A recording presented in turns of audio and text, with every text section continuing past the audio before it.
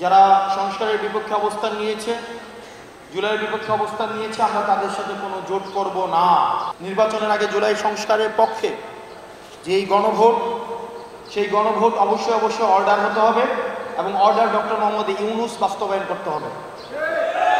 চুপ্পুর হাত থেকে কোনো ধরনের অর্ডার নেওয়া যাবে না। চুপ্পুর হাত থেকে কোনো ধরনের এই জুলাইয়ের সার্টিফিকেট নেওয়া যাবে না। চুপ্পুর হাত থেকে জুলাইয়ের সার্টিফিকেট নেওয়ার থেকে সবাই মিলে একসাথে বিষ খেয়ে মরে যাওয়া ভালো।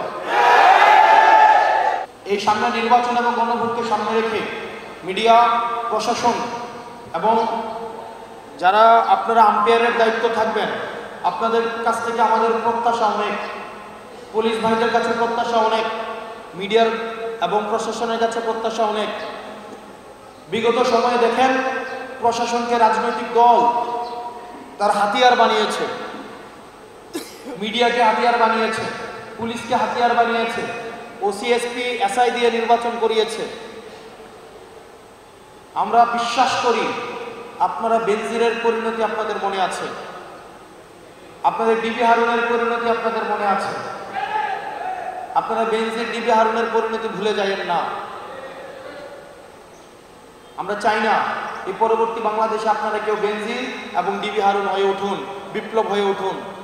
আপনারা বাংলাদেশের পক্ষে কাজ করেন, দিন শেষে জনতার যে রায়, সেই রায় আমরা মেনে নিব, কিন্তু জনগণকে আপনারা সুষ্ঠু ভোট দেওয়ার সুযোগ করে দেন। কোনো ভয়, কোনো চাপাচাপি এই কাজগুলো আপনারা করবেন না।